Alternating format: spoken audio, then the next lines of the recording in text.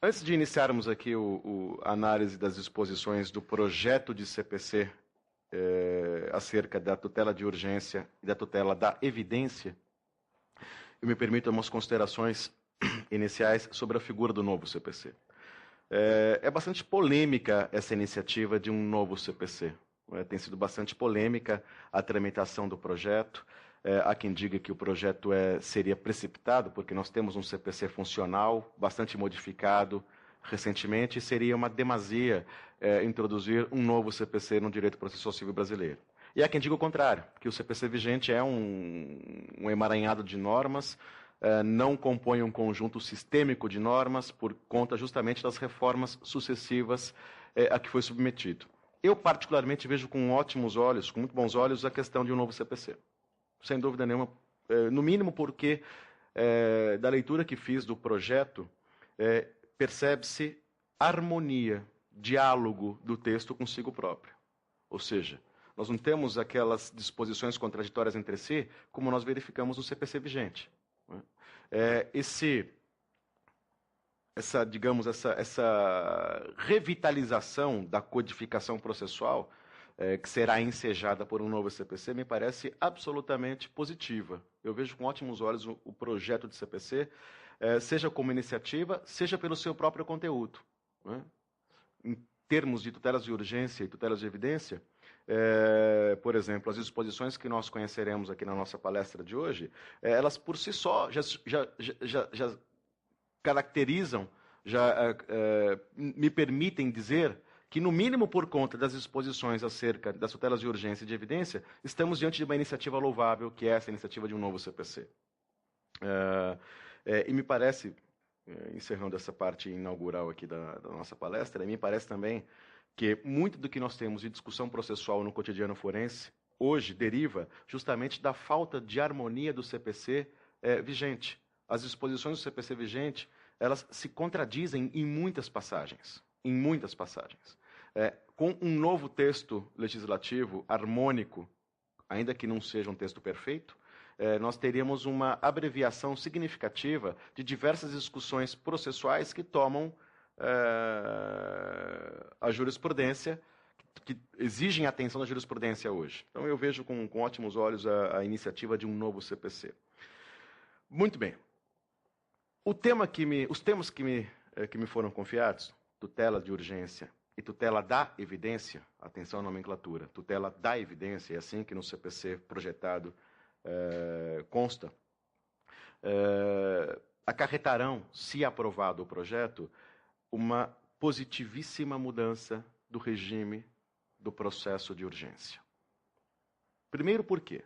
Porque nós inserimos a categoria tutela de urgência no CPC, no ordenamento processual civil brasileiro.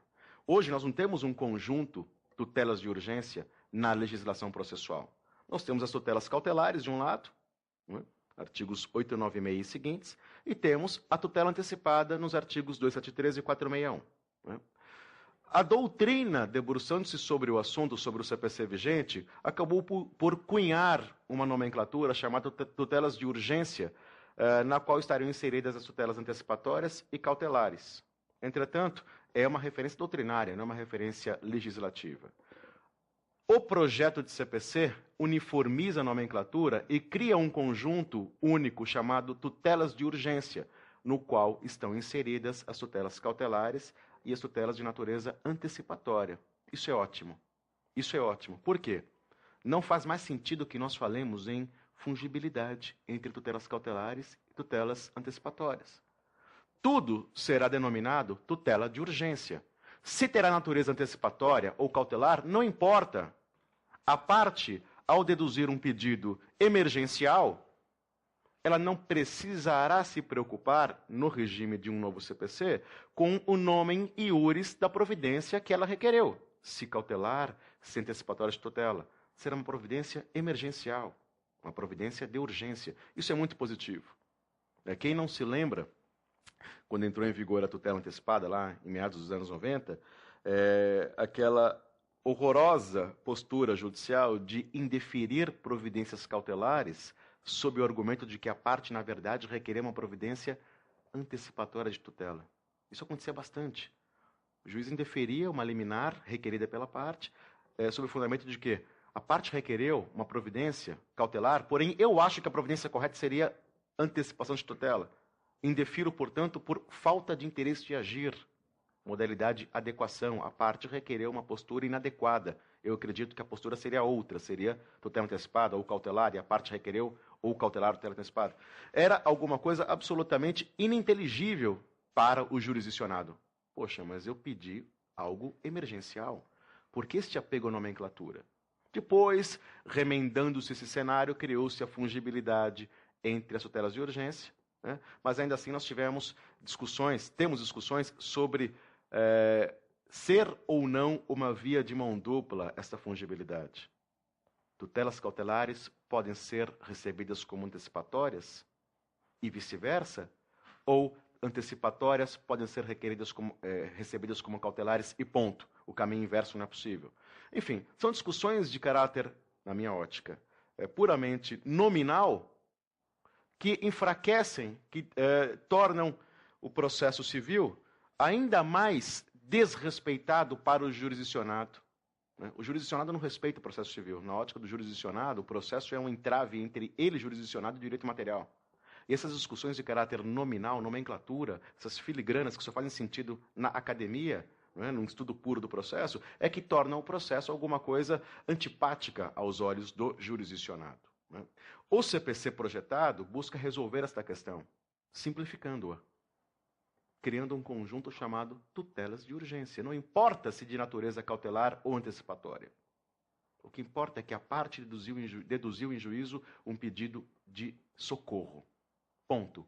Deduzindo-se um pedido de socorro, se ele tem natureza cautelar ou antecipatória, caberá ao órgão jurisdicional conceder ou não a providência emergencial. Ponto. Isso é fantástico. É isto que aproxima o processo do jurisdicionado. Aqui o processo se revela um veículo verdadeiro, um atalho da parte em direção ao direito material. E ao lado da tutela de urgência, criou-se a figura, inseriu-se, melhor dizendo, na legislação, buscar-se-á inserir na legislação a figura da tutela da evidência. São institutos diferentes. Tem similitudes. Qual é a grande similitude entre tutela de urgência e tutela de evidência? Tutela da evidência. A rapidez com que o Estado juiz interferirá na vida da parte. São tutelas antecipatórias, interinais, iniciais. Entretanto, uma delas parte do requisito emergência, tutela de urgência. A outra não parte do requisito urgência. A outra parte do requisito evidência. Ponto. Ainda que sem qualquer urgência. Depois nós veremos em detalhe qual é a conformação da tutela da evidência no projeto de CPC. Mas a minha proposta de palestra é a seguinte: eu destaquei os dispositivos legais do projeto na sua última redação, né? E vamos avaliar nestes dispositivos legais quais são as modificações que eu particularmente reputo significativas em termos de tutela de urgência e tutela da evidência. Muito bem. Então, a parte essa questão da sistematização das tutelas de urgência, eu já falei sobre isso agora há pouco, me parece bastante interessante o tratamento que o projeto dá à figura, a famigerada figura das tutelas emergenciais satisfativas e não satisfativas. Nós fomos educados nas faculdades a acreditar que tutela cautelar não pode ser satisfativa. Em geral é o que se diz. Providência cautelar não é satisfativa. É uma meia-verdade. É uma meia-verdade, porque tudo o que a cautela satisfaz em algum grau. Ainda que não satisfaça integralmente, satisfaz em algum grau. Na medida em que eu, Rogério, pretendo disputar em juízo um patrimônio, um veículo, este veículo está de posse do réu, se eu, ao propor a ação reivindicatória deste veículo, presinto, melhor dizendo, um risco de que o veículo pereça, proporei uma ação de sequestro, uma ação cautelar incidental de sequestro. O sequestro sendo concedido, automaticamente, ele me satisfaz em algum grau, porque ele preserva aquele bem de eventuais danos provocados pelo requerido. Isso me satisfaz em algum grau. Não me satisfaz integralmente, não coloco o veículo na minha esfera jurídica, mas me satisfaz. Então, sempre me pareceu um equívoco dizer que as tutelas cautelares não são satisfativas. Elas são satisfativas, dentro da órbita da conservação. Elas não são satisfativas sob o prisma do pronunciamento decisório final. É óbvio que, no âmbito do processo cautelar, uma liminar cautelar não vai entregar o bem da vida definitivamente ao autor, mas ele conservará o bem. Mas essa discussão, ela foi neutralizada, ela será neutralizada caso o projeto de CPC entre em vigor. Por quê? Vejam que interessante o que dispõe o artigo 269 do projeto. A tutela de urgência e a tutela da evidência podem ser requeridas antes ou no curso do procedimento, sejam essas medidas de natureza cautelar ou satisfativa. Tutela de urgência de natureza puramente cautelar ou satisfativa. Vejam como nós criamos aqui no projeto a figura da tutela emergencial satisfativa. Perde sentido essa discussão se cautelares são ou não satisfativas. Tudo será tutela de urgência. E o 269, no seu parágrafo 1º, nos seus parágrafos 1º e 2º, propõe o conceito do que são medidas emergenciais satisfativas e não satisfativas. Vejam só. O parágrafo 1º do 269. São medidas satisfativas as que visam antecipar ao autor, no todo ou em parte, os efeitos da tutela pretendida. Segundo parágrafo. São medidas cautelares as que visam afastar riscos e assegurar o resultado útil do processo. Mas qual é o aspecto interessante? Ambas são tutelas emergenciais, urgentes. Não importa se satisfativas ou não satisfativas. O que importa é que são emergenciais. O que elas provocarão na vida da parte, se satisfação ou não satisfação, é indiferente. O que se quer aqui, o que se pretende aqui é evitar discussão processual. Parte, você pediu algo que é satisfativo com o nome de cautelar, indefiro. Isso não fará mais sentido no processo, no CPC, caso o projeto seja aprovado. Aqui a tendência é a simplificação. Isso me parece bastante interessante e recomendável. Um outro aspecto interessante sobre o projeto de CPC no que tange as tutelas de urgência e da evidência é o seguinte: o momento de requerimento das tutelas de urgência e de evidência, e da evidência. Né? Primeira questão. Há um momento próprio para as tutelas de urgência. Qual é esse momento próprio? A pergunta pode parecer capciosa. A resposta é a mais simples possível. O momento do risco. O que se quer dizer com isto? A parte não está aprisionada a requerer providências emergenciais, sejam tutelas antecipadas ou cautelares, apenas e tão somente na petição inicial. Elas podem fazê-lo, como já acontece hoje, previamente, as chamadas cautelares preparatórias, podem fazê-lo na petição inicial, né? O famoso pedido de tutela antecipada como um capítulo da petição inicial, ou podem fazê-lo no curso do processo de conhecimento, em qualquer tempo. Por quê? Porque a situação de risco pode surgir a qualquer tempo da tramitação do processo de conhecimento. Então, vejam, nós estamos habituados, no dia a dia forense, a quê? A requerer providências cautelares de maneira preparatória e tutelas antecipadas na petição inicial. É uma prática, é um uso, um costume. Porém, não esvazia a possibilidade de que as tutelas emergenciais sejam requeridas após o encerramento da instrução e antes da sentença. Vejam que interessante, ninguém faz isso. Eu também não faço isso. Porque o juiz não está habituado a receber pedidos emergenciais, particularmente tutela antecipada, que não na petição inicial. É um absurdo que nós não façamos isso no dia a dia forense.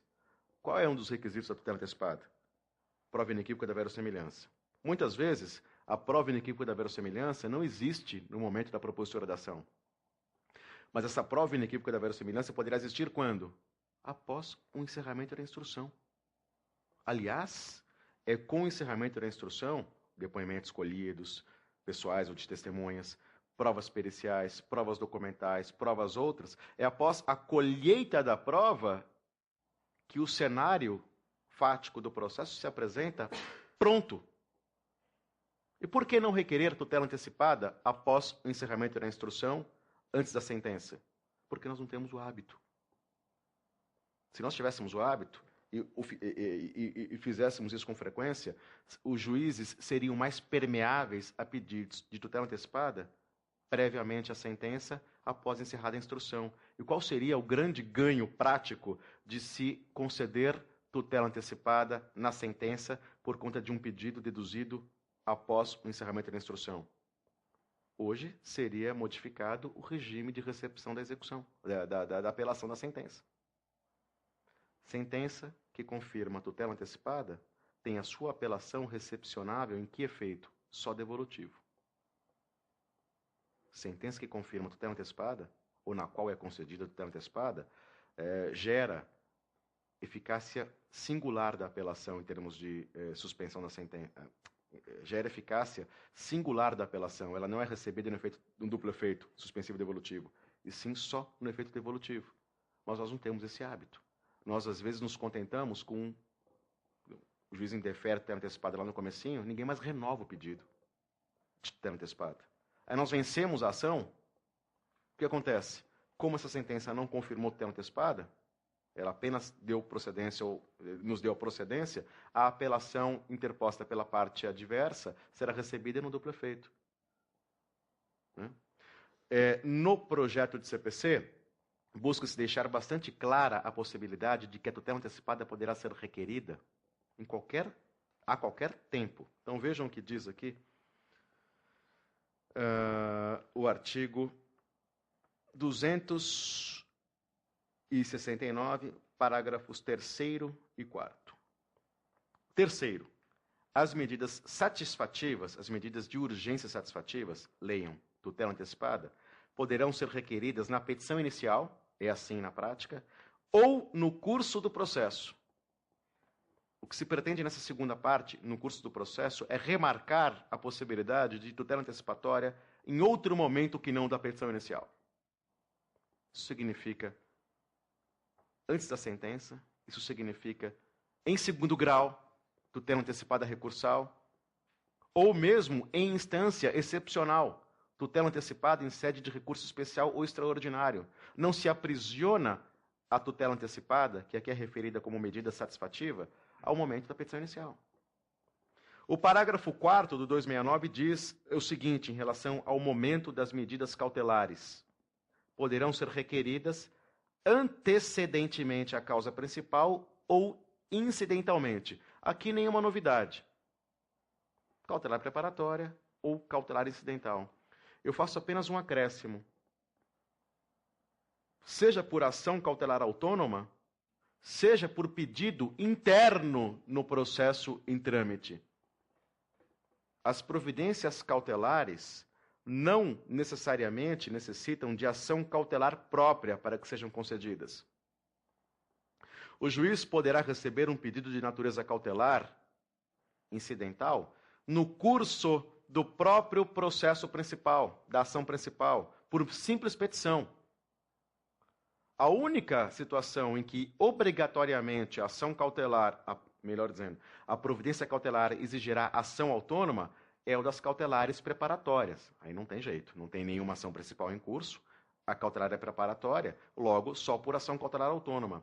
Entretanto, quando a cautelar for requerida no curso da ação principal, isto poderá se dar ou por ação cautelar autônoma incidental ou por petição encartada no próprio processo principal.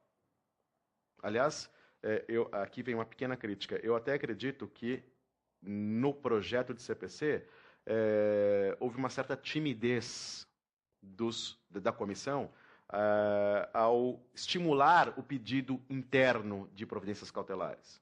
Aqui me parece que poderia ter sido inserido um dispositivo expressamente prevendo a possibilidade de providências cautelares incidentais, não em ação cautelar autônoma incidental, e sim por simples petição. Mas aqui me parece que houve uma certa timidez, até porque uma comissão ela é múltipla, não é formada por uma pessoa só. Aqui acho que houve talvez algum tipo de acomodação de interesses das pessoas que ficaram responsáveis pela redação das disposições atinentes ao processo de urgência, né? Mas não se exclui, repito, a possibilidade de providência cautelar requerida em petição simples, o que o STJ chama de petitio simplex, né? Mas, em suma, sejam satisfativas as providências de urgência ou puramente cautelares, o fato é, elas podem ser requeridas em qualquer tempo e grau de jurisdição, e não apenas no momento da propositura. Isso é bom. Isso é bom, porque na legislação em vigor não há essa previsibilidade clara de tutela antecipada requerível a qualquer tempo. Isso foi uma criação jurisprudencial e doutrinária. Aqui não. No projeto de CPC, para que se espanquem quaisquer dúvidas, ponto. Qualquer tempo e grau de jurisdição. Outro aspecto bastante interessante do projeto de CPC diz respeito à iniciativa para a concessão de tutelas de urgência. É óbvio que a iniciativa é da parte interessada. É o óbvio ululante. É o autor, em regra, quem tem iniciativa de requerer providências emergenciais, sejam antecipatórias ou cautelares. Mas o que foi objeto de inovação no projeto é a figura da iniciativa oficial. O juiz poderá, sem provocação da parte, conceder tutelas emergenciais, sejam cautelares, sejam antecipatórias. Hoje, no CPC vigente, acerca do CPC vigente, a doutrina majoritária diz o seguinte: providências cautelares são concessíveis ex officio, poder geral de cautela. Já providências antecipatórias, diz a doutrina majoritária, não são concessíveis ex officio, apenas por requerimento da parte. Hoje, a doutrina diz isso. Porque no CPC em vigor, lá no artigo 273, consta, não é literal, mas basicamente o que consta é isso. O juiz concederá a tutela antecipatória a pedido do autor. Essa redação atual do 273 fez com que a doutrina majoritária dissesse só a tutela antecipada por pedido do autor. No projeto, espanca-se a dúvida sobre tutela antecipada ex officio ou só por provocação da parte. Dois dispositivos legais do projeto resolvem a questão no seguinte sentido: é possível tutela antecipada ex officio também, e não só cautelar ex officio. Vejam o que diz o 270, o artigo 270 do projeto. O juiz poderá determinar as medidas que considerar adequadas quando houver fundado receio de que uma parte, antes do julgamento da lide, cause ao direito da outra lesão grave de difícil reparação. O juiz poderá. Não há a disposição, o juiz, a pedido do autor, poderá. E quando se diz medidas que considerar adequadas diante de receio de fundado receio de perecimento, essas medidas podem ser satisfativas, emergenciais satisfativas, tutela antecipada, ou cautelares. Alguém poderia me dizer, mas veja, esse dispositivo não é tão claro sobre a possibilidade de tutela antecipada ex officio. Não é claro? Então vejamos aqui o que diz o 277 do projeto. Em casos excepcionais ou expressamente autorizados por lei, o juiz poderá conceder medidas de urgência de ofício. Aqui não há nenhuma dúvida. O conjunto medidas de urgência é composto pelas espécies cautelar e tutela antecipada. Então vejam, isso sim me parece revolucionário, porque hoje a doutrina majoritária e na esteira da doutrina, na jurisprudência, dizem tutela antecipada ex officio não cabe.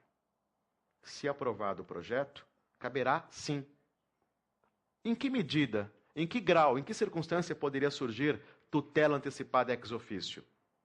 Imagine a seguinte hipótese: o mau advogado. O advogado despreparado, propõe uma ação judicial condenatória com narração fática, flagrantemente indicativa de um risco. Um risco. Pede-se uma providência condenatória contra o réu e dos fatos e provas que acompanham a inicial, deflui um cenário de risco. O juiz lê a petição inicial. Poxa, mas espera lá. Há um risco de perecimento aqui. E não se requereu tutela antecipada. Hoje, o juiz está aprisionado. Ele não poderia conceder, de acordo com a doutrina majoritária, tutela antecipada ex officio. Se aprovado o projeto, poderá sim, ainda que a parte não o requeira. Isso é ótimo. Por quê? De quem é o interesse de conservação do resultado útil do processo? Não é só da parte. É principalmente da parte. Mas, subsidiariamente, o interesse de que o processo atinja um resultado prático útil também é do Estado juiz, na medida em que sentença útil significa pacificação social. Sentença abstrata para pendurar na parede só interessa ao advogado vaidoso. Não interessa a parte, nem ao Estado juiz. O projeto de CPC busca, portanto, avançar nessa situação. Busca-se avanço nessa situação. Tutela de urgência, seja antecipatória ou cautelar, pode ser concedida ex officio. Ponto. Ou seja, atribui-se ao juiz protagonismo e não coadjuvância. Imaginem. E sempre me pareceu ridícula a circunstância de o juiz, diante de um cenário de risco, mas sem requerimento de tutela antecipada, o juiz nada poder fazer e deixar o resultado do processo perecer durante a tramitação. Isso é ridículo, isso é esquizofrênico, não faz sentido. Né? É esclerosado. No projeto, resolve-se a questão, e eu acho positivo que isso aconteça. Né? Outro aspecto bastante interessante sobre as tutelas de urgência no CPC projetado diz respeito à possibilidade de caução. Vamos ler o dispositivo legal, depois a gente discute. Artigo 270, parágrafo único. A medida de urgência poderá ser substituída de ofício ou a requerimento de qualquer das partes pela prestação de caução ou outra garantia menos gravosa para o requerido, sempre que adequada e suficiente para evitar a lesão ou repará-la integralmente. Como é hoje? Imaginem a hipótese de tutela antecipada. Hoje nós temos um cenário binário, 8 ou 80. Ou o juiz concede ou não concede. Concedendo, cabe o que ao réu? Ou aceita ou recorre para cassar a tutela. Ponto. Tutela antecipada, no CPC vigente, não é substituível por caução. A tutela cautelar, sim. No projeto, o que se busca é uma zona de conforto, de acomodação. Em situações em que a tutela antecipada, se concedida, for muito grave, gerando o chamado periculum in mora inverso, não necessariamente o réu terá que recorrer para cassar a tutela. Ele poderá requerer a substituição da tutela antecipada, contra si proferida, por caução idônea. Isso é interessante. Isso é bastante interessante. Por quê? Cria uma zona intermediária, uma zona de conforto. Nós não ficamos naquela situação maniqueísta de ou aceita a tutela ou caça a tutela, ou concede ou caça. Nós criamos uma zona intermediária de conforto para o próprio órgão jurisdicional. Imaginem, hoje nós sabemos que é bastante comum que o juiz, diante de um pedido de tutela antecipada grave, o juiz, puxa, mas é muito cedo. É muito cedo. Eu não tenho um cenário processual claro para conceder a tutela. E essa tutela antecipada, se concedida, gerará um dano, um contrapericulum em detrimento do réu. O que faz o juiz numa situação dessas? Não defere, porque ele não tem escolha. Na hipótese do 270, parágrafo único do projeto, o que poderá fazer o juiz? Conceder, e se ele pesar demais a mão, a tutela for muito grave em detrimento do réu, o juiz poderá, de ofício, atenuar a tutela. Então imaginem, o juiz concede a tutela inaudita altera parte, o réu vem aos autos e contesta. Da contestação, o juiz se convence de que realmente houve uma demasia. Essa tutela é muito pesada. O que eu faço? Revogo? Não. Eu atenuo a tutela antecipada que eu concedi, permitindo ao réu que substitua a tutela por caução. Vejam mais uma vez aqui a intenção de atribuir ao juiz elasticidade, zona de trânsito, zona de conforto, protagonismo.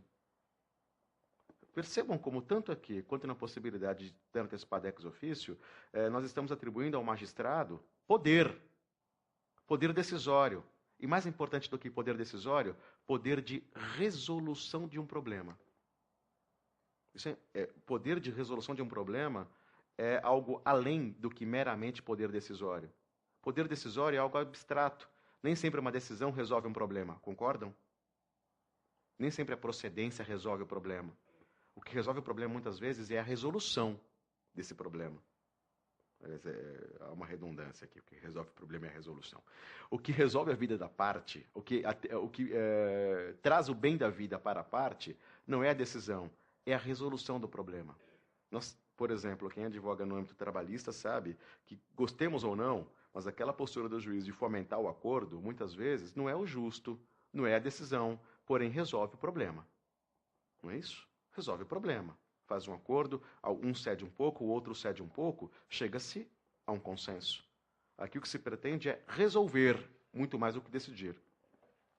Essa caução pode ser real, pode ser fidejussória, pode ser bancária.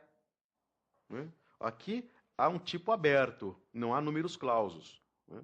E é bastante interessante que esta caução seja estendida também às tutelas antecipadas. Nós saímos do paradigma atual, que é o de que caução é possível apenas em processo cautelar. Né? Então, vocês estão percebendo, em termos de projeto de CPC, a grande mobilidade que é concedida ao juiz no âmbito das tutelas de urgência. E não pode ser diferente. O fator urgência faz com que o rigor processual fique de lado. O formalismo processual fica de lado quando o aspecto é urgência.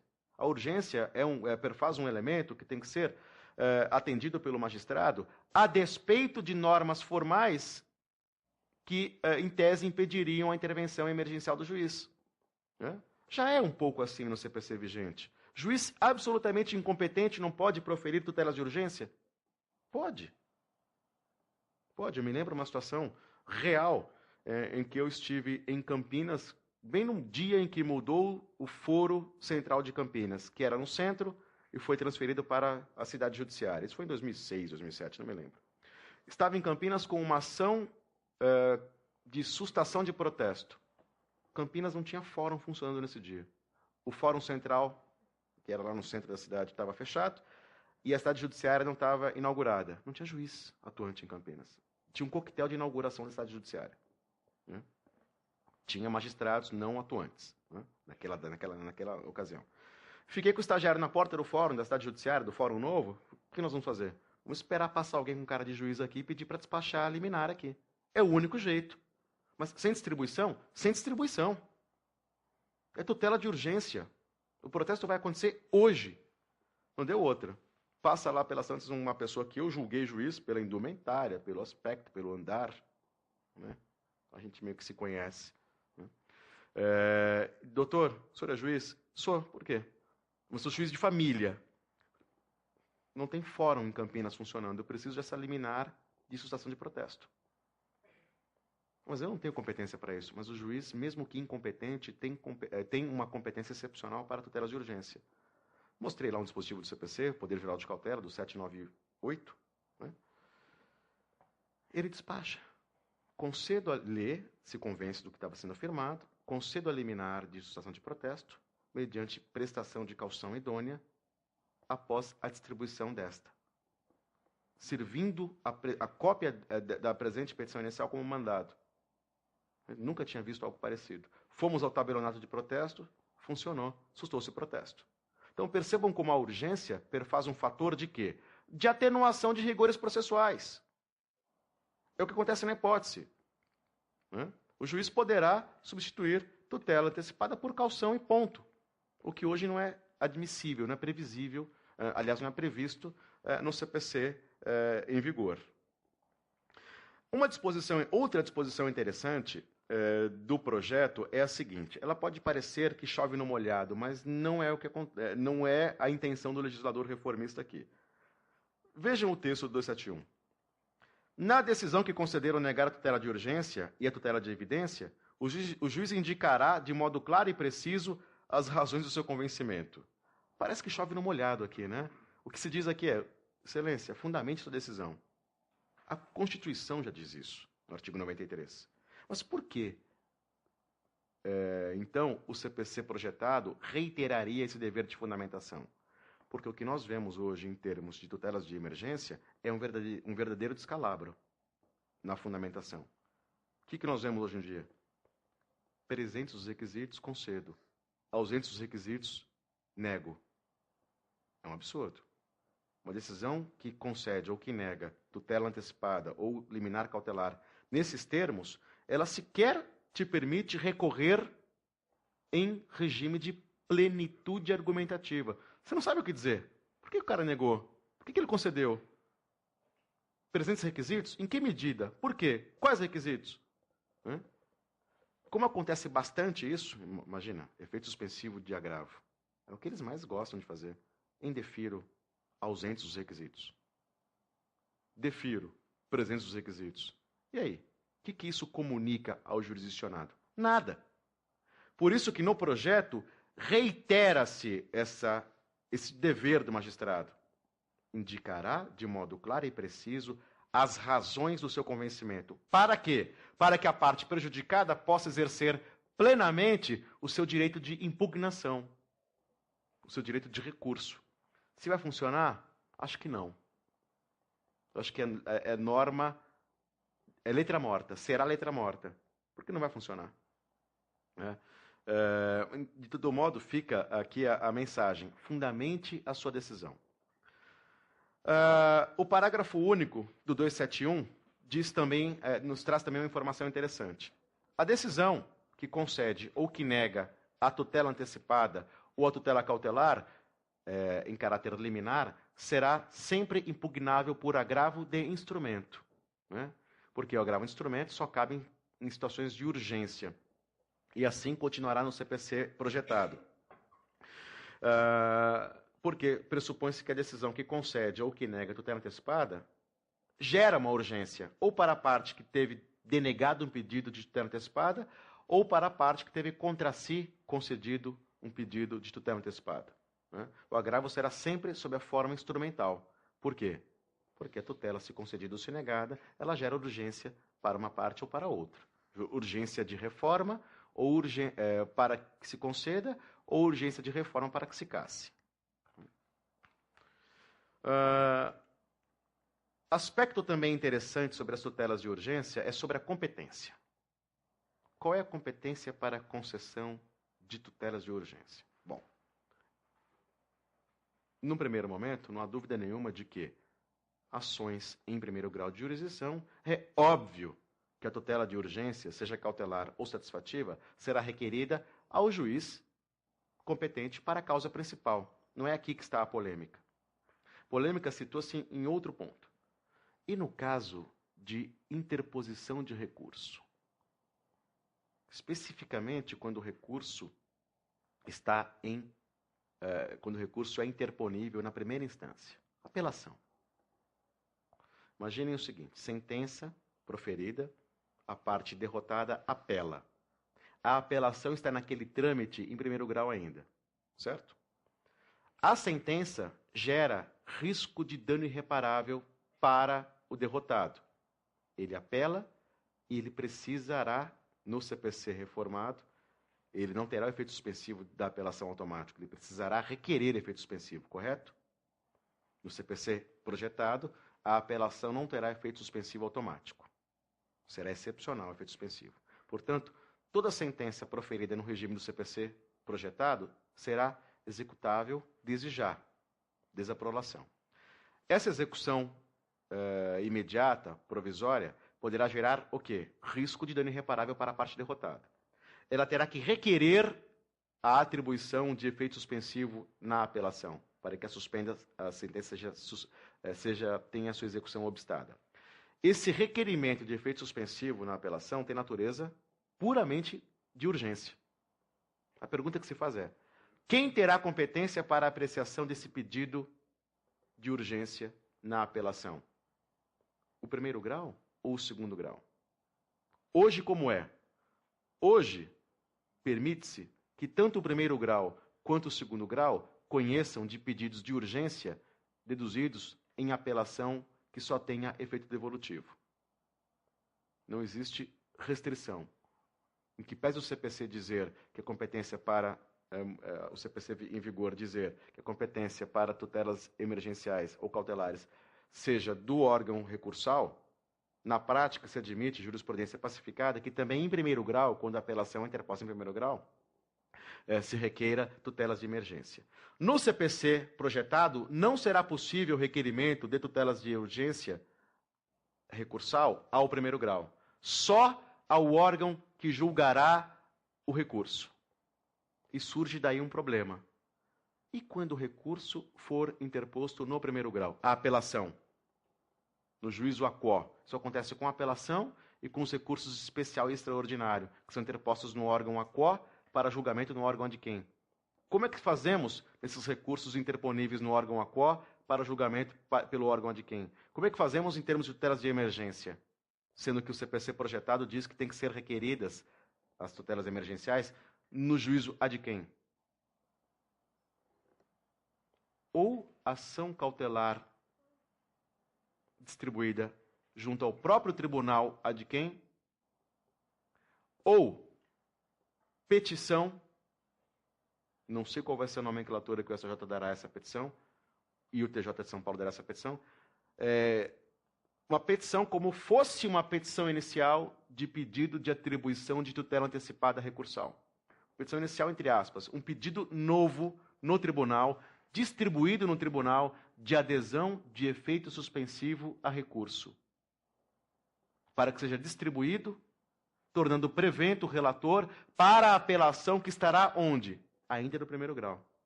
Não é? É o que diz o artigo 272 do projeto. Parágrafo único. A tutela de urgência e a tutela da evidência serão requeridas ao juiz da causa e, quando antecedentes, ao juiz competente para conhecer do pedido principal. Parágrafo único. Nas ações e nos recursos será requerida, perante o tribunal será a medida requerida. Veja, ainda que o recurso esteja na primeira instância. Aí nós faremos isto por ação autônoma ou por pedido autônomo de tutela antecipatória recursal distribuído no tribunal. É o jeito. Aqui eu faço uma nova crítica. Me parece que nos recursos interponíveis no primeiro grau para remessa ao segundo grau, né, nós deveríamos ter previsto a possibilidade de tutelas emergenciais proferidas também pelo primeiro grau durante a permanência do recurso no primeiro grau. É o que vai acabar acontecendo.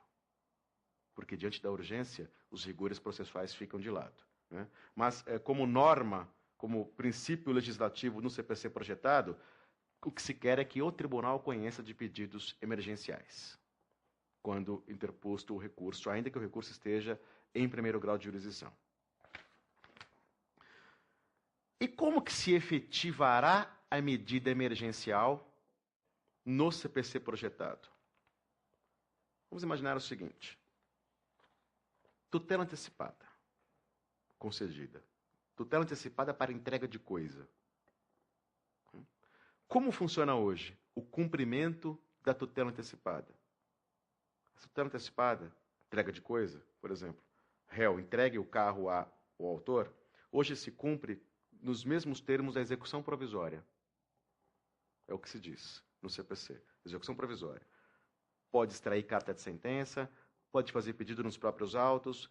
Agora, o que se quer dizer pode existir prestação de caução, etc. No CPC projetado, qual é a disposição legal sobre a execução da providência de urgência? É o artigo 273 do projeto. A efetivação da medida observará, no que couber, o parâmetro operativo do cumprimento da sentença definitivo ou provisório, no que couber. A redação é péssima.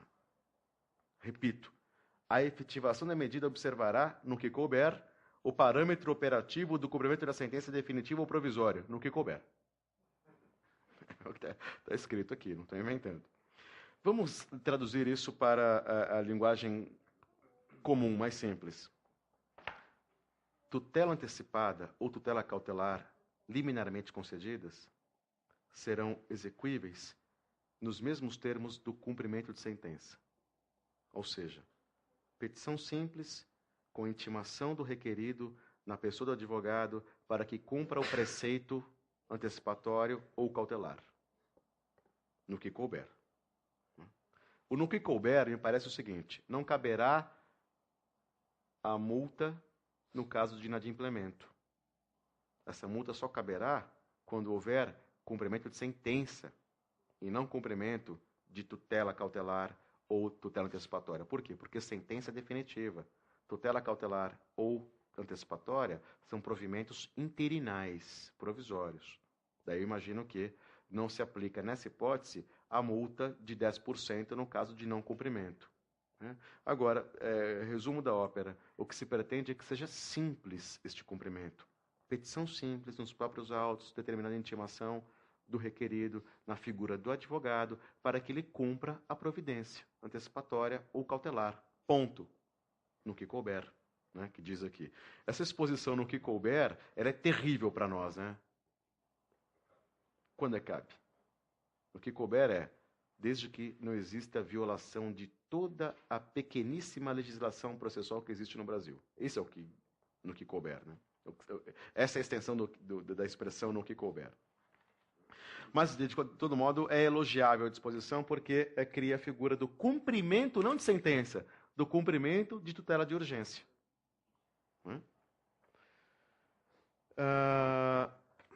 Vamos ver aqui se tem mais alguma coisinha. Sim. Questão interessante também sobre as tutelas de urgência diz respeito à tramitação prioritária. No artigo 275 do projeto se diz o seguinte: tramitarão prioritariamente os processos em que tenha sido concedida tutela da evidência ou de urgência, respeitadas outras preferências legais. O que nós criamos aqui? Nós temos hoje algumas preferências legais. A principal delas, a preferência de tramitação. Qual é a principal delas? A do idoso. Não é? A tramitação preferencial do processo no caso de ser uma das partes idosa. Isso, na prática, significa o seguinte: não vai durar 12 anos, vai durar 11 anos e meio o processo, né? Lamentavelmente, essa é a conclusão prática. Agora, no projeto de CPC, se acrescenta outra hipótese de tramitação preferencial ou prioritária. As situações em que, na ação, houve pedido de tutela emergencial. Então, vai ter que ter uma tarjinha de tramitação preferencial, também os processos nos quais houve pedido de tutela antecipatória ou de natureza cautelar. É óbvio que, na prática, isso pouco ou nada muda, né? Porque a tramitação dos processos tem exigido anos da nossa paciência, do nosso esforço. Entretanto, há um alento. Né? A brincadeira que eu faço é: qual processo hoje não tem tutela antecipada? Nós sabemos que uma ação judicial está fadada a durar meia década, uma década. Então, nós, advogados, improvisamos, ou às vezes forçamos a barra mesmo, para em todas as ações possíveis e imagináveis requerermos o quê? Tutela antecipada. Tutelas emergenciais. O leigo já vai ao nosso escritório, ele não fala mais: doutor, quando é que sai a sentença? Ele não pergunta mais isso. O leigo pergunta: quando é que sai a liminar? Não é? Vejam que coisa absurda. Nós hoje temos pautado o nosso tempo processual em juízos superficiais, perfunctórios, de natureza liminar. Nós fazemos propostas de honorários baseadas em liminares. Porque nós não acreditamos que nós receberemos alguma coisa na sentença, que é um evento futuro, muito futuro e incerto. Né? Aqui, a norma é mais poética do que qualquer outra coisa. Terão tramitação preferencial porque são emergenciais. Né? Fica aqui a nota ilustrativa. Ainda sobre as mudanças, há uma proposta de mudança muito interessante, em termos de regime das tutelas de urgência. Artigo 274 do projeto. Independentemente da reparação por dano processual, o requerente, parênteses, da tutela de urgência, responde ao requerido pelo prejuízo que lhe causar a efetivação da medida, se 1. A sentença no processo principal lhe for desfavorável. 2. obtida liminarmente a medida em caráter antecedente, não promover a citação do requerido dentro de 5 dias. 3. Ocorrer a cessação da eficácia da medida em qualquer dos casos legais. 4. O juiz acolher a alegação de decadência ou prescrição da pretensão do autor. Vamos sintetizar o que eu acabei de falar. O requerente de tutela de urgência poderá responder pelos danos causados pela tutela de urgência se essa tutela de urgência for cassada no julgamento final da causa. Isso é interessante. Isso é interessante. O que se pretende aqui é que o autor da ação ou o requerente da tutela de urgência pense muito bem antes de requerer a tutela de urgência. Porque se ele o fizer e obtiver a tutela de urgência, reze para vencer a causa. Porque se perder a causa, os danos suportados pelo réu por conta da tutela de urgência cassada na sentença, né, serão passíveis de indenização pelo autor. Isso é interessante. Então imaginem o seguinte, o sujeito obtém a sustação de um protesto, liminarmente. Os juízes dão, né? Sustação de protesto, mediante caução. E no julgamento final da causa, poxa, você é devedor mesmo. Julgo a ação improcedente, cassando a liminar de sustação de protesto. O réu, o credor, que apontou o título a protesto, ficou lá 4, 5, 6 anos, chupando o dedo, esperando entrar o dinheiro. Não é? E aí? Ganha a causa? A ação é improcedente? Recebe o dinheiro e acabou? Não. Se este réu provar que, por conta da falta de pagamento, suportou algum tipo de dano, este dano será passível de indenização por parte do autor, mediante liquidação desse dano nos próprios autos da ação em que este credor foi réu. Isso é interessante. O que se quer aqui? O que se quer aqui é, além de entregar ao réu o que ele é de direito, o crédito, nesse exemplo do protesto, o que se quer é minimizar o chamado dano marginal do processo. Eu tenho no meu escritório um exemplo que se aplica à luva a esta hipótese. Uma cliente minha, por amor ao filho, ofereceu para a nora casada com esse filho o seguinte: vocês estão em processo de separação litigiosa, meu filho não aguenta mais você, nem você é o meu filho. Eu sei por que você se opõe à separação, porque você não tem para onde ir. Eu te deixo viver num apartamento meu por 1 ano, para que você se restabeleça na sua vida, etc. Passado 1 ano, você sai, vai fazer a tua vida. Acordo nos autos. O que aconteceu? Passou 1 ano, a mulher ficou lá, né? Óbvio, né? No acordo tinha uma disposição. Caso não exista desocupação, a posse será ilícita, passível de ação possessória. Propusemos ação possessória. O juiz negou a liminar. Negou a liminar, dizendo que não estava claro se era força nova ou força velha, etc. Negou a liminar. O tribunal manteve a denegação da liminar. Faz 3 anos que essa ação possessória, que está em tramitação no Fórum João Mendes Júnior, sem evolução nenhuma. Houve aceitação, houve a contestação e nada mais. A mulher está morando no apartamento. Eu tenho certeza que nós vamos ganhar essa ação. Quando Sua Excelência resolver um dia julgar, nós vamos ganhar essa ação. Agora, eu tenho certeza que a vitória não vai aplacar a angústia e o dano da minha cliente pelos anos de privação deste bem imóvel. Porque hoje, a posse não é ilícita. A posse hoje, de alguma forma, é legítima. Por quê? Tem uma decisão judicial que indeferiu a liminar. A pergunta que eu faço é, hoje, o que eu posso fazer com essa mulher que está ocupando indevidamente esse imóvel se eu vencer a causa? Nada. Porque a sentença terá eficácia ex nunc. Ela será, um dia, instada a desocupar o imóvel. E esses 3, 4, 5, 6, 10 anos, por exemplo, de ocupação indevida do imóvel, sem que a minha cliente receba aluguel, sem que ela possa usufruir o imóvel, sem que possa vender, quem que paga isso daqui? Quem que remunera este dano marginal do processo? A situação de sentir-se com sorvete na testa e com um nariz vermelho, um nariz de palhaço no rosto. Ninguém paga hoje. E no sentido de que a ré pretenda o caráter dúplice da possessória diz o seguinte, que a ré poderia pretender ela uma proteção possessória. Né? Mas aqui nem foi necessário, porque ela... Da própria procedência da ação já tem a perda de dano. Então, o juiz da própria possessão, da própria posse, daria ensejo a perda de dano. mas aí, veja, é o seguinte, é o réu promovendo, por eventual violação da posse, uma ação, um pedido indenizatório, caso ele tenha sido desapossado injustamente. Isso não se aplica no meu caso. O réu está na posse. No meu caso, hoje nós não temos o que fazer. Com essa disposição do CPC projetado, nós teríamos um remédio. Qual remédio? Né? A apuração do dano suportado pela minha cliente pelo tempo de tramitação do processo, sem que existisse a providência antecipatória. O que se quer aqui é estimular a litigiosidade responsável.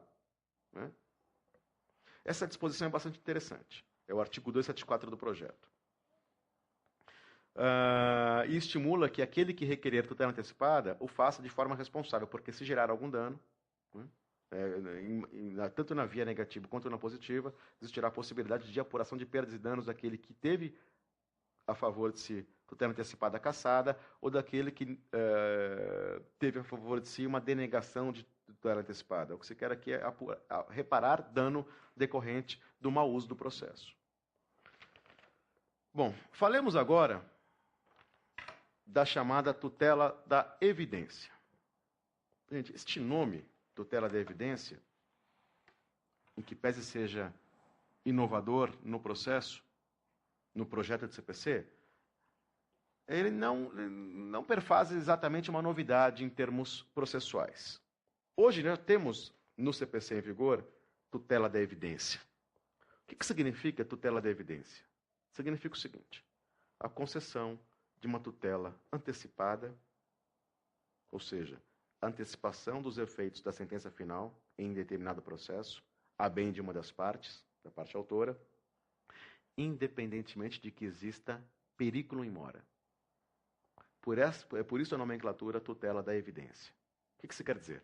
Em situações nas quais o direito, já de início, se apresenta robustamente favorável a uma das partes, por que fazer com que esta parte espere toda a tramitação processual para só então, com a sentença, usufruir o bem da vida que ela disputa? Se a tutela já é evidente, de plano. Criou-se a nomenclatura tutela da evidência para qual hipótese? Quando já existe, na ótica do juiz, um direito flagrantemente favorável ao autor, vamos conceder antecipadamente os efeitos dessa sentença a este autor, sem que ele tenha que esperar toda a tramitação para só então usufruir esse direito. Por isso a nomenclatura é evidência. Quando o direito é evidente, ab início, já se quer permitir que o autor usufrua esse direito. Isso já existe no CPC em vigor, em que pese não seja muito utilizado. Mentalizem o 273 do CPC vigente. A tutela antecipada pode ser concedida nas hipóteses clássicas de periculum in mora e prova inequívoca da verossimilhança, correto? Isso, para esse tema, não me interessa. Mas a tutela antecipada pode ser concedida também em outras duas hipóteses. Outras três hipóteses, hoje. Abuso do direito de defesa, manifesto propósito protelatório ou incontrovérsia. Independentemente de periculum in mora. Já é possível isto no CPC em vigor, só que nós não fazemos isto. Eu nunca vi, nem nunca requeri, aliás, requeri, mas não obtive, tutela antecipada baseada em abuso de direito de defesa ou manifesto propósito protelatório, muito menos em incontrovérsia. Eu nunca, na minha advocacia, me deparei com tutela antecipada concedida nessas hipóteses.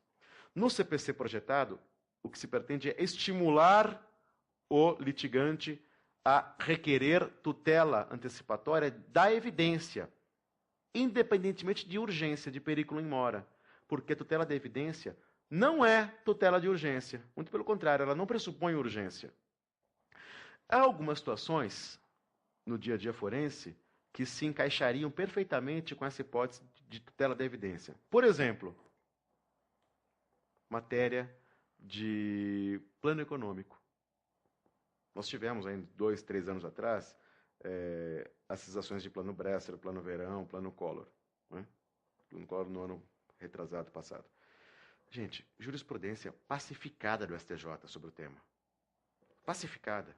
Cabe ao correntista o direito de reaver da instituição financeira a correção da poupança nos meses de janeiro e fevereiro do ano XYZ. Ponto. Não tinha um acórdão no STJ que discrepasse disso. Mesmo assim, o que nós vimos no nosso dia a dia como advogados? Qual era a contestação dos bancos? Ilegitimidade passiva do banco particular, legitimidade passiva do Banco Central, logo competência da Justiça Federal, incompetência da Justiça Estadual, né? Tudo surrado no STJ. Seriam típicas hipóteses de defesa abusiva, manifestamente protelatória, né? Nas quais poderia ser tranquilamente requerida a tutela antecipada por incontrovérsia, por abuso do direito de defesa. Só que, como não é habitual esse tipo de requerimento no dia a dia forense, à luz do CPC em vigor, nós não experimentamos a aplicação ampla desses dispositivos do 273 vigente.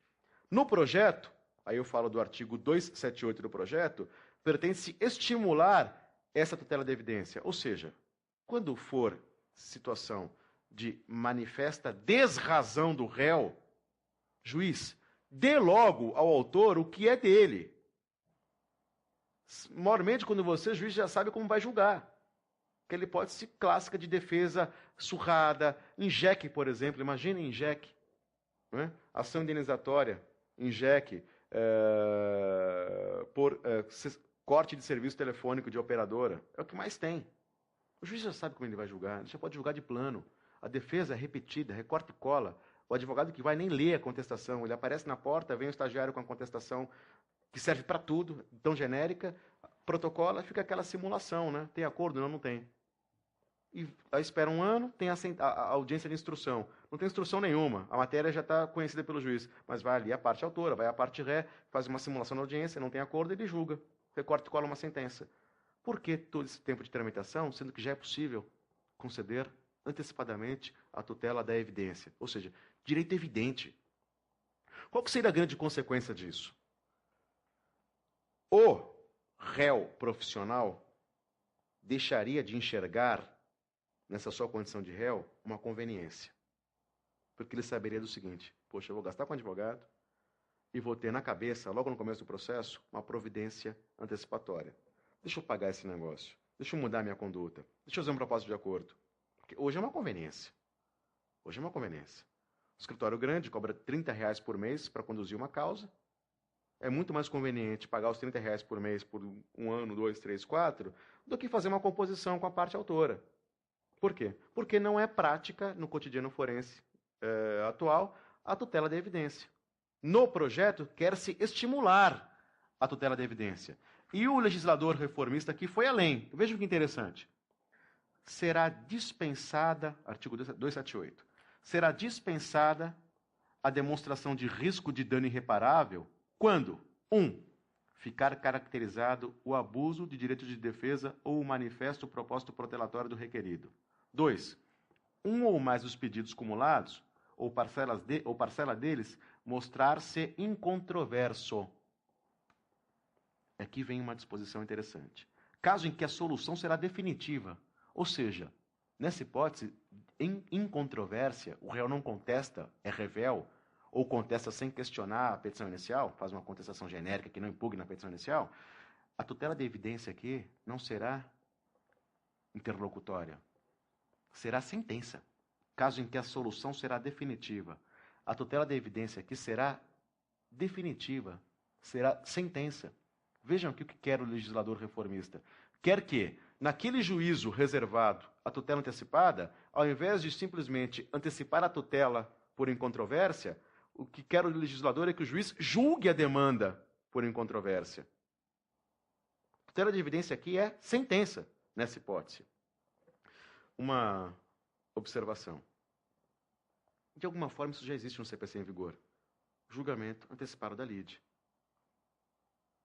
que não tem sido amplamente aplicado. Né? Por quê? Porque dá trabalho julgar antecipadamente a lide. Tem que ler o processo. Tem que estudar o processo. né? E, lamentavelmente, aqui, longe de mim querer criticar genericamente a magistratura, mas a minha experiência como advogado mostra o seguinte: o juiz vai ler o processo como deve, em geral, na conclusão para a sentença. Nem que seja para extinguir sem resolução no mérito. Já tendo existido perícia, prova, etc. Ele se depara com uma situação de falta de interesse de agir, né? O que se quer aqui é dar ao magistrado a possibilidade de sentenciar o feito, estimular a sentenciar o feito, de plano, quando ele já sabe o que ele vai julgar. Né? Sobre a tutela da evidência, há outra observação que eu faço aqui. Terceira hipótese, o terceiro inciso do 278. A inicial for instruída com prova documental irrefutável do direito alegado pelo autor, a que o réu não opõe a prova inequívoca. Ou seja, prova irrefutável do direito do autor, sem que o réu contraponha outra prova, permite tutela de evidência. Ou seja, o juiz não estará obrigado a aguardar a instrução probatória para que só então se convença do que o autor afirmou. Se o autor afirma e prova com prova robusta, e o réu não traz prova robusta, poderá o juiz, neste momento, conceder tutela da evidência, seja antecipada, seja a própria sentença, tutela da evidência. Vejam aqui o manifesto propósito de aceleração. Bom, e aqui só fazendo uma pontuação final, aí sobre processo cautelar. Então eu falei sobre tutela de urgência, falei sobre a tutela da evidência, que, de novo, só a nomenclatura, porque já temos a tutela da evidência no CPC vigente, mas eu queria fazer pontuações sobre o procedimento cautelar no novo CPC. Bom, no novo CPC, o procedimento cautelar será significativamente simplificado. Serão abolidas diversas ações cautelares específicas que nós temos hoje. Né? Nós teremos algumas cautelares tradicionais, arresto, sequestro, mas aquelas cautelares obscuras do CPC, atentado ou cautelares impróprias, serão excluídas. O que se quer é o seguinte: fomentar a parte a propor ação cautelar. E ela diz a providência que ela quer, sem preocupação com o nome. Mas o que é interessante sobre o procedimento do processo cautelar no projeto é o seguinte. Em primeiro lugar, sabem esse prazo de 30 dias para a propositura da ação principal, que hoje existe? No CPC projetado, a parte que propõe ação cautelar estará obrigada a propor a ação principal em 30 dias após a efetivação da cautela. Ou, fora dos 30 dias, no prazo que o juiz designar. Vejam que interessante. O juiz poderá designar prazo superior a 30 dias para a propositura da ação principal. Quando que isso pode acontecer? Cautelar de arresto de bens, preparatória de execução. Só que o arresto foi proposto por conta de um risco que surgiu de perecimento de bens 6 meses antes de vencimento do título. Não pode a parte propor a execução 30 dias depois da cautelar, porque não venceu o título ainda. Como que fica hoje no CPC em vigor? A lei manda propor. A jurisprudência atenuou esse requisito. Mas no CPC projetado, criou-se norma para essa situação. Excelência, se não for possível propor a principal em 30 dias, atribua o prazo justo. Isso é interessante. Significativamente na hipótese de cautelar de arresto, preparatória de execução, sendo que o título não vencerá em 30 dias, vencerá em 3 meses, por exemplo. O juiz terá margem de flexibilidade para conceder o prazo que ele achar justo para a propositura da ação principal. Isso é muito legal, isso é muito bacana. Aqui nós vemos uma norma projetada que deriva de uma realidade jurisprudencial bastante consolidada hoje. A jurisprudência que foi erigida à condição de lei, no projeto, pelo menos, né? Sensível a essa circunstância de que nem sempre é possível propor a principal em 30 dias após a efetivação da cautelar. Outra questão, e aí eu encerro a minha palestra, muito interessante do projeto é a seguinte. Como é que nós fazemos hoje? Nós propomos ação cautelar em 30 dias, por exemplo, propomos ação principal, certo? Aí tem aquela coisa ridícula, né, que o leigo não entende e às vezes nem nós entendemos. foi um sacrifício, foi um parto citar o réu na cautelar. Mas citamos. Foi cumprida a liminar. Aí nós vamos propor a ação principal, 30 dias, por exemplo. Vai ser outro parto para citar o réu da ação principal. E por aí vai. No projeto, o que se chama de ação principal não exigirá autos autônomos, processo autônomo. Propõe-se a cautelar com a providência X e, em 30 dias, ou no prazo que o juiz especificar, a parte autora da ação cautelar deduzirá nos próprios autos o pedido principal, por petição simples. Nos mesmos autos, sem necessidade de nova citação ou de recolhimento de novas custas. Vejam que interessante. Concentração processual, agilização e coibição de retardos processuais derivados de uma nova citação em uma nova ação principal. Haverá uma ação principal veiculada mediante pedido interno na ação cautelar, que passará a ter outra nomenclatura, não será mais cautelar, passará a ser ação ordinária, de rito ordinário, rito sumário, não importa. Isso é muito interessante. É o que diz o artigo 282, parágrafo 1º do projeto. O pedido principal será apresentado nos mesmos autos em que tiver sido veiculado o requerimento da medida de urgência, não dependendo do novo pagamento de custos processuais. Isso é muito interessante. Agora, qual que é a consequência? Na ação cautelar, nós não podemos atribuir aquele valor simbólico de R$1.000, né? Nós vamos ter que atribuir o conteúdo econômico correto da causa. Né? Senhores, eu atento aqui ao meu tempo de exposição, eu destaquei do projeto algumas disposições legais interessantes sobre tutela de urgência e sobre tutela da evidência, e alguns apontamentos sobre o procedimento cautelar. É óbvio que nós falamos aqui, quando nós falamos novo CPC, falamos projeto de novo CPC. Eu não arriscaria um prognóstico se vai ser aprovado ou não. Tudo indica que o debate sobre o projeto vai se postergar. Não sei qual foi a opinião dos outros palestrantes, mas eu acredito que nós teremos aí uns bons 3, 4 anos de tramitação ainda. De todo modo, atento a estas observações, eu julgo que será muito interessante se esse projeto for convertido em norma. Me parece que o CPC projetado se apresenta mais simples e mais operativo do que o CPC em vigor. Eu, mais uma vez, agradeço a atenção de vocês, agradeço ao professor Luiz Simardi pelo convite, agradeço à Associação dos Advogados.